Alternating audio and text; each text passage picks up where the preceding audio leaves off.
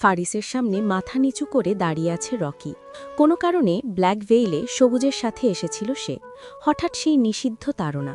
অধৈর্য হয়ে সে ছুটে যায় স্টাফদের ওয়াশরুমে। একজন এমপ্লয়ির চোখ পড়ে তার উপর।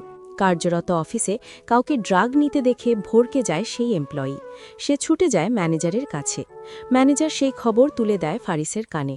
ওয়াশরুম থেকে অর্ধজ্ঞান রকিকে টেনে হিঁচড়ে আনা হয় ফারিসের কেবিনে। রকির অবস্থা তখন যাতা, অত্যাধিক ড্রাগ নিয়ে যা হয় আর কি। রকি যখন কিছুটা জ্ঞানে ফেরে, তারপর থেকেই ফারিসকে স্তম্ভের মতো নিজের সামনে দণ্ডায়মান দেখছে। সে কি রেগে আছে, অবাক, হতবাক? রকি বুঝতে পারছে না। প্যান্টের পকেটে হাত গুজে ধীর কদমে কাচের দেয়ালটির দিকে এগিয়ে গেল ফারিস। এখান থেকে ব্যস্ত শহরটি বেশ মনোমুগ্ধকর লাগে। সে ডান হাত কাচের দেয়ালের ওপর রাখল। কতদিন ধরে চলছে এসব? কলেজে ওঠার পর থেকে। বন্ধুদের সাথে কৌতূহলবশত ট্রাই করেছিলাম, আর তারপর থেকে আরেকটেড হয়ে পড়ি। ফারিস ঘুরে রকির চোখে চোখ রাখল। তোমরা ভাইবোন কি একটাও স্বাভাবিক? একজন বিবাহিত পুরুষদের ওপর লালা ঝরাচ্ছে, আর একজন মাদকাসক্ত।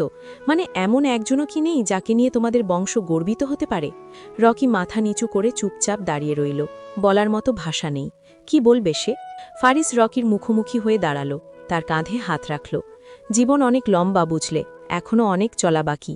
এভাবে কেন নিজের জীবন ধ্বংস করছো? নিজের পরিবারের কথা ভেবেছ? রকির চোখে পানি চলে এলো। সে ধরে রাখতে পারল না তা। পেছনের সোফায় ধপ করে বসে পড়ল, দু হাতে মুখ লুকালো। আমি অনেক চেষ্টা করেছি এই অভ্যাস ছাড়তে, পারিনি, পারছি না।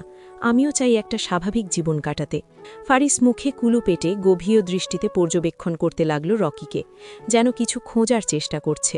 তুমি সত্যি চাও? রকি লাল চক্ষু নিয়ে ফারিসের দিকে তাকিয়ে উপর নিচে মাথা নাড়ল। আজ বহুদিন পর সেই পুরনো নিবাসে পা রাখল ফারিস।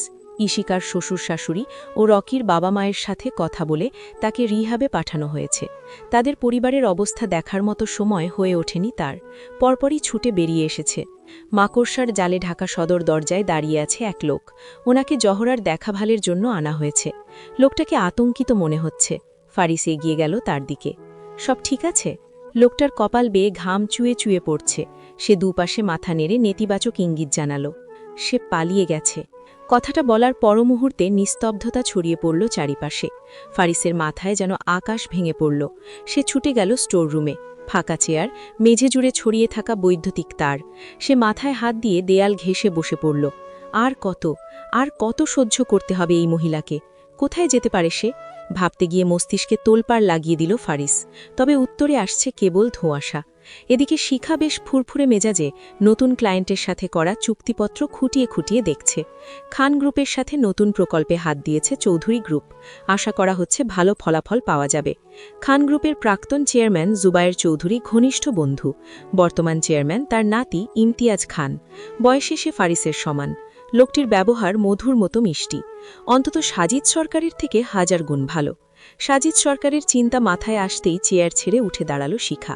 মাসখানিক হল লোকটাকে জেলে দেয়া হয়েছে, তারপর আর খোঁজ নেওয়া হয়নি। শিখা কেবিনের ব্যালকনিতে গিয়ে দাঁড়াতেই দমকা এক হাওয়া ছুঁয়ে গেল তার মুখ। সে বন্ধ চোখে তা অনুভব করল। এরপর ধীরে ধীরে খুলল সেই চোখ। অফিসের মেন গেটে দৃষ্টিপাত করতেই ভ্রু কুঁচকে এলো তার। কিছু লোক সেখানে হট্টগোল করছে। ভেতর থেকে তালাও দিয়েছে কে যেন। হঠাৎ খট করে কেবিনের দরজা খুলে গেল। দেখা মিলল সাজিদ সরকারের সাথে আরও কিছু লোক। বিনা অনুমতিতে চেয়ারম্যানের কেবিনে ঢুকে পড়ায় ম্যানেজার পাশ থেকে বাধা দিতে চাইল। তাকেও ধাক্কা দিয়ে ফেলে দিল সাজিদের লোক। ছেলেদের নিয়ে কেবিনে ঢুকে ভেতর থেকে দরজা লক করে দিল সাজিদ। ম্যানেজার ছুটে গেল আলেয়ার কাছে। আলেয়াকে হাঁপাতি দেখে জিজ্ঞেস করল, কি হয়েছে? দ্রুত ফারিস স্যারকে ফোন লাগাও, ওই সরকার দলবল নিয়ে এসেছে। কি? কেন? কোথায় ওরা? ম্যামের কেবিন ঢুকে ভেতর থেকে দরজা বন্ধ করে কি করছে কিছু বুঝতে পারছি না। সবুজ ভরকে গেল। হোয়াট? উইট, আমি আসছি। ম্যানেজারকে বলো ছেলেদের নিয়ে দরজা ভাঙতে। আপনি দ্রুত আসুন, আমার ভয় করছে। সবুজ বাইকে চাবি পকেটে ভরতে ভরতে বলল, ভয় পেও না, আমি আসছি। এই বলে ফোন কেটে দিল। সবুজ রওয়ানা দিতে দিতে ফারিসকে কল করল। সে ধরল না। পরপর রকিকে ফোন করল সবুজ। সেও ধরল না। অনেক খুঁজে ল্যান্ডলাইনে ফোন করে রোহানকে পেল সবুজ। সবটা খুলে বলা মাত্র রোহান রামিম ও আফজাল চৌধুরীকে নিয়ে বেরিয়ে পড়ল চৌধুরী কোম্পানির উদ্দেশ্যে। তারা বাড়ি থেকে বেরোনোর কিছুক্ষণের মধ্যেই বাড়িতে প্রবেশ করে ফারিস। সে প্রথমে ছুটে যায় তার মেয়ের কাছে। পরি মুখে আঙুল ঢুকিয়ে রোহানদের রুমে ঘুমোচ্ছে পরি। মেয়েকে দেখামাত্র বুক থেকে যেন ভারী একটা বোঝা নেমে গেল ফারিসের। পরির কপালে চুমু খেয়ে সে বেরিয়ে গেল শিখার খোঁজে। লিভিং রুমে পৌঁছে সে রসানী চৌধুরীর থানে জানতে পারে চৌধুরী কোম্পানিতে কোনো সমস্যা হয়েছে। পুরুষেরা গেছে সেদিকটা দেখতে। ফারিসের বুকটা ছ্যাত করে উঠল। অজানা আশঙ্কায় গলা শুকিয়ে গেল তার। সময়ের বিলম্ব না করে সেও বেরিয়ে পড়ল। বাড়ির আঙিনা থেকে ফারিস চলে যেতেই কাজের লোকের বেশে এক মহিলা মুখ ঢেকে বাড়িতে ঢুকল। ছোট পরি তখনও নিজের স্বপ্নপুরীতে ঘুরে বেড়াচ্ছে, এই না জেনেই যে তার জীবনে কত বড় ঝড় আসতে চলেছে। শিখার কেবিনের সামনে ভিড় দেখে পা জোড়া থমকালো ফারিসের। ভয়ে প্রাণ যায় যায় অবস্থা। সে মনে মনে শপথ করল তার পরিবারের কিছু হলে আর মায়ের ধার ধারবে না সে। ফারিসকে দেখে কর্মীরা তাকে সামনে এগোনোর রাস্তা করে দিল। সে ধীরে কদম বাড়াল। কেবিনে ঢোকা মাত্র স্তম্ভিত হয়ে গেল ফারিস। রোহানের বাহুতে রক্তে মাখমাখ শিখাকে দেখে শ্বাস আটকে এলো তার। শিখা? ফারিস ছুটে গেল শিখার শিউরে। শিখা দুর্বল চোখ জোড়া মেলে চাইল ফারিসের দিকে।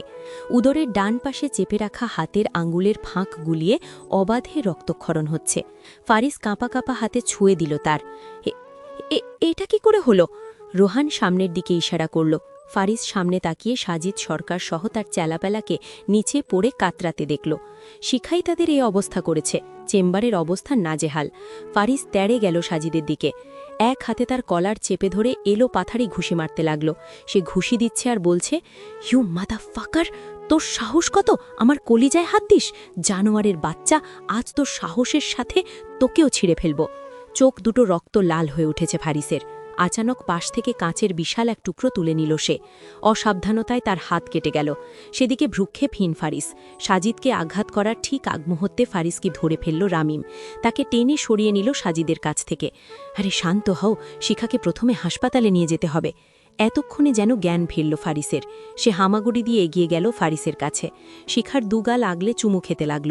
ডোন্ট ওয়ারি বেবি, কিছু হবে না তোমার। শিখাকে পাঁজা কোলে তুলে এলোমেলো ছুটতে লাগল ফারিস। নিজেকে দিশেহারা মনে হচ্ছে তার। শহরের কেন্দ্রীয় হাসপাতালে আইসিইউতে ভর্তি করা হয়েছে শিখাকে। ফারিস অধৈর্যের মতো বাইচারি করছে। ক্ষতটা বেশি গভীর নয়, ছুরি মরার ঠিক আগ মুহূর্তে সরে যাওয়ার ওপরের চামড়া কেটে বেরিয়ে গেছে তা। অতিরিক্ত রক্তক্ষরণে দুর্বল হয়ে পড়েছে শিখা। রোহান বাড়িতে ফোন করছে শিখার খবর জানাতে। রিস্কার নম্বরে ফোন করেছে, সে ধরছে না। রোশনি চৌধুরীরও একই অবস্থা। আজ ফোন না ধরার দিবস নাকি? শেষমেশ ইশিকার নম্বরে ফোন দেওয়ার ৪-৫ বারের মাথায় ফোন ধরে ইশিকা। রোহান কিছু বলার আগে ইশিকা বলে ওঠে, ভাইয়া, পরীকে পাওয়া যাচ্ছে না। হোয়াট? তাদের পাশ দিয়ে একজন নার্স যাচ্ছিলেন। রোহানকে উচ্চস্বরে চেঁচাতে দেখে তিনি ধীরে কথা বলতে বলেন। রামিম এগিয়ে আসে রোহানের দিকে। তার কাঁধে হাত রেখে জিজ্ঞেস করে, কি হয়েছে? রোহান বিধ্বস্ত নয়নে তাকায় ফারিসের দিকে। পরীকে পাওয়া যাচ্ছে না মানে কি? থতমত গলায় জিজ্ঞেস করেন আফজাল চৌধুরী। ফারিস এক পা পিছিয়ে যায়। এবার সত্যি সত্যি যেন পাগল হয়ে যাবে সে। কিছুক্ষণ আগেই দেখে আসলো শান্তিতে ঘুমাচ্ছে মেয়েটা, আর চোখের পলকেই গায়েব হয়ে গেল। হঠাৎ ঘুরে দাঁড়ালো ফারিস। গটগট পায়ে বেরিয়ে গেল হসপিটাল থেকে। গাড়িতে উঠতে উঠতে তার কাছে ফোন এলো পুলিশ কমিশনারের। সে রোবটের মতো ফোনটি রিসিভ করে কানে ধরল। অপর পাশ থেকে কমিশনার জানতে চাইলেন, স্যার, সরকারের কি করব? মেরে দিন। ফারিসের কথাই থতমত খেয়ে গেল কমিশনার। আশেপাশে তাকিয়ে নিচু গলায় বলল, কি বলছেন স্যার? সাথে আরও ছেলে পেলে আছে, তাদের কি করব? সবগুলোকে মেরে দিন, আর দেখান এটা অ্যাক্সিডেন্ট। নিরেট কণ্ঠে বলল ফারিস। তার মধ্যে যেন অনুভূতি সব কাজ করা বন্ধ করে দিয়েছে। সে যেন একটি রোবট যে নিজের প্রোগ্রামিং অনুযায়ী কাজ করছে। কমিশনার কিছুক্ষণ চুপ করে রইলেন। এরপর সতর্ক ভঙ্গিতে বললেন, আপনি চিন্তা করবেন না, সব হয়ে যাবে। শুধু টাকা পয়সার বিষয়টা যদি একটু দেখতেন। ফারিস ফোন কেটে দিল। নিজের ব্যাংক ব্যালেন্স থেকে মোটা একটি অংশ ট্রান্সফার করে দিল কমিশনারের অ্যাকাউন্টে। সে গাড়ি নিয়ে খুঁজতে বেরিয়ে গেল জহুরাকে। প্রায় ঘণ্টাখানেক পর জ্ঞান ফেরে শিখার। ব্যথায় চিনচিন করে ওঠে তার শরীর। বাড়ির মহিলারা ততক্ষণে হাসপাতালে এসে উপস্থিত। রোশনি চৌধুরী শিখাকে বসতে সাহায্য করলেন। পিঠে বালিশ দিলেন একটা। শিখা হেলান দিয়ে বসল। রোশনি চৌধুরী তার মাথায় হাত বুলিয়ে দিতে লাগলেন। শিখা জানতে চাইল, পরীর আব্বু কোথায়? রোহান, আফজাল চৌধুরী একে অপরের সাথে চোখাচোখি করেন। আফজাল চৌধুরী বলেন, কাজে বাইরে গেছে, চলে আসবে। আমার মেয়ে? এবার আফজাল চৌধুরীর গলা কিছুটা কেঁপে উঠল। কি করে বলবেন নাতনির নিখোঁজের খবর? দেখা যাবে মেয়েটা অসুস্থ শরীর নিয়েই মেয়েকে খুঁজতে ছুটবে। শিখা লক্ষ্য করল সকলের মাঝে বিরাজমান অদ্ভুত এক নীরবতা। চুপ কেন? পরী কোথায়? পরী আছে, তুমি রেস্ট নাও মা। রোহান বলল। শিখার ভ্রু কুঁচকে এলো। ওকে আমার কাছে নিয়ে এসো। সবাই মুখে যেন একযোগ গুলু পাটলেন। শিখার মনে হলো কিছু একটা ঠিক নেই। সে বিছানা ছেড়ে উঠতে চাইলে রোশনি চৌধুরী বাধা দেন। কি করছিস? ব্যথা পাবি। আমার মেয়ে, আমার পরীকে দরকার। ও আছে, তুই শান্ত হ মা। শিখা শুনল না। সে ঠেলে ঠুলে নেমে দাঁড়ালো। বেরিয়ে যেতে উদ্যত হতে ইশিকা বলে ফেলল, পরী নেই। শেখা থমকালো। বিছানায় রাখা হাতখানা মুঠো হয়ে এলো তার। কি বলছো? নেই মানে? ইশিকা বলতে বলতে কেঁদে ফেলল। ও নিখোঁজ, কেউ নিয়ে গেছে পরীকে, ফারিস ভাই খুঁজতে গেছে পরীকে। ইশিকার কথা শুনে ধপ করে নিচে বসে পড়ল শিখা। রোশনি চৌধুরী আতকে উঠলেন। শিখার সেলাই করা ক্ষত সাবধানে চেপে ধরলেন। কি বলছো তোমরা? সকালেই তো ওকে বাড়ি রেখে এলাম। ও আমার গলা জড়িয়ে বলল, মা জলদি এসো। এক মুহূর্তের মধ্যে কি করে উধাও হয়ে গেল আমার মেয়ে? অপরাধ বোধে রিস্কা ইশিকা মাথা নিচু করে ফেলল। পড়েই ছিল তাদের দায়িত্ব, অথচ দুজন মিলেও ধরে রাখতে পারল না মেয়েটাকে। শেখা বিছানা ধরে উঠে দাঁড়ালো। সে কম্পনরত পা এগোতে এগোতে বলল, আমার ভুল হয়েছে, এই দেশে ফেরাই উচিত হয়নি। আমার বাচ্চা কোথায় গেলে আম্মু? শিখা থামো, এই অবস্থায় তোমার বাইরে যাওয়া ঠিক হবে না। রোহান বলল। সাথে সাথে গর্জে উঠল শিখা, আমার মেয়েটা নিখোঁজ, প্লিজ তোমরা আমায় রেখে তাকে নিয়ে ভাবতে পারো? আমরা পরীকে খুঁজে বের করব। নো নিড, আমি নিজে খুঁজে বের করব আমার মেয়েকে। কি নিয়ে গেল আমার এইটুকু বাচ্চাকে? আল্লাহ, তুমি রক্ষা করো। ক্রমে ক্রমে অধৈর্য হয়ে উঠছে শিখা। সেলাই থেকে ব্লিডিং বেরোচ্ছে। তাকে আটকে রাখা দায় হয়ে পড়েছে। সে যাবেই যাবে পরীকে খুঁজতে। ৩ থেকে ৪ জন নার্স মিলে শিখাকে জোরপূর্বক চেপে ধরে ঘুমের ইঞ্জেকশন দিল। শেষে অগ্নিশিখার মতো টিপ টিপ করে জ্বলে ধোঁয়ায় মিলিয়ে গেল শিখা।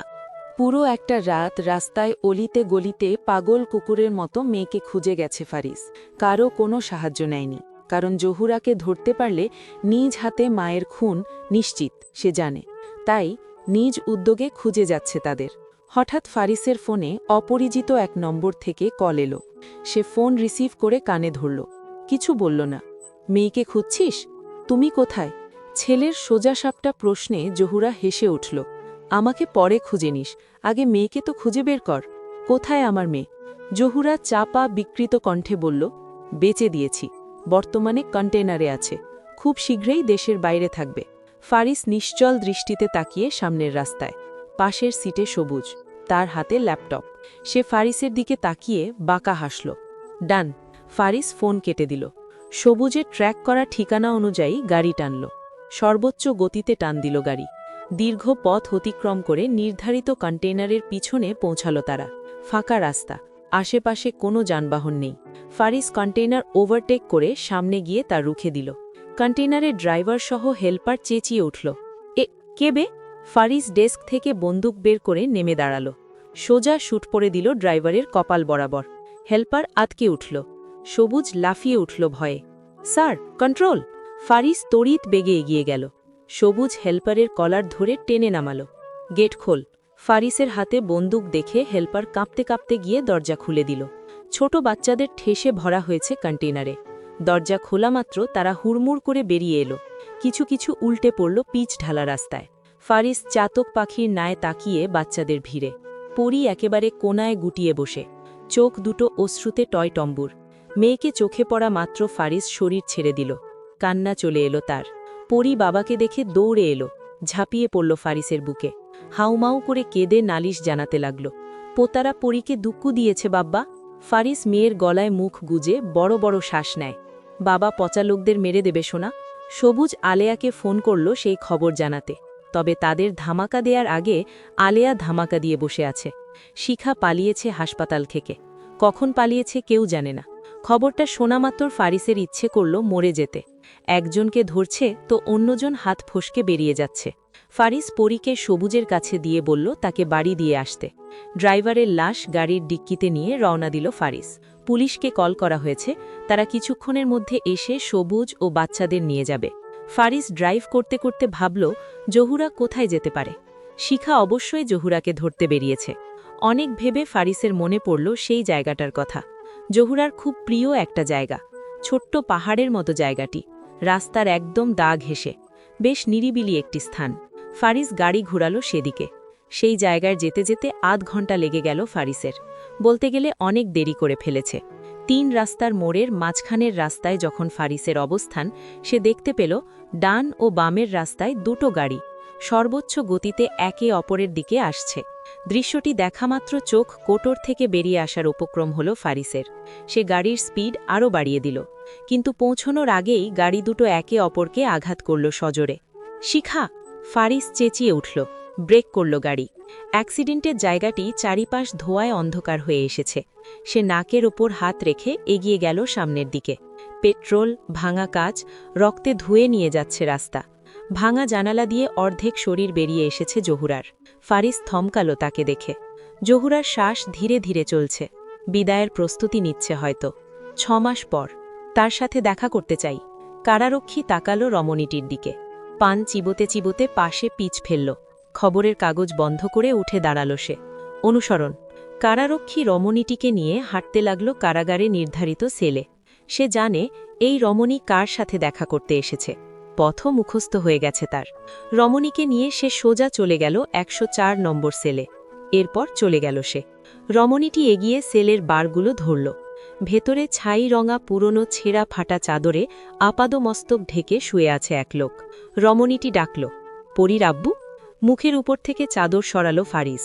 চাঁদের মতো চকচক করা একসময় যত্নশীল মুখশ্রী আজ ঘন কালো এলোমেলো দাড়ি গোফে ঢাকা। তার মলিন মুখখানা দেখে গলা শক্ত হয়ে এলো শিখার। ফারিস উঠে বসল, ধীর কদমে এগিয়ে এলো শিখার কাছে। সেল বারের উপর রাখা শিখার হাতের উপর হাত রাখল ফারিস। কেমন আছো? মিথ্যে সুখ নিয়ে মানুষ আর কেমন থাকতে পারে? ফারিস মৃদু হাসল, আলতো করে হাত বাড়িয়ে রাখল শিখার গালে। সাথে সাথে এক ফোঁটা অশ্রু আচড়ে পড়ল তার রুক্ষ হাতে। সে জিজ্ঞেস করল, পরী কেমন আছে? তোমায় মিস করে। শিখার চোখ মুছে দিল ফারিস। অপর হাতে ছুঁয়ে দিল তার বাড়ন্ত উদর। ঠোঁটে জুড়ে শিশুসুলভ হাসি ফুটে উঠল ফারিসের। আর এনি কেমন আছেন? যেমন রেখে গিয়েছিলে। 6 মাস? ফারিস হাঁটু গেড়ে বসল, মুখ নিয়ে গেল শিখার উদরের কাছে। অনেক স্নেহ ভালোবাসার সাথে সেখানে চুমু খেল ফারিস। বাবা দ্রুত বেরিয়ে আসবে সোনা। আমার এখানে থাকার কথা, তুমি কেন? ফারিস শিখার মুখ চেপে ধরল। জহুরি চোখে তাকালো এদিক ওদিক।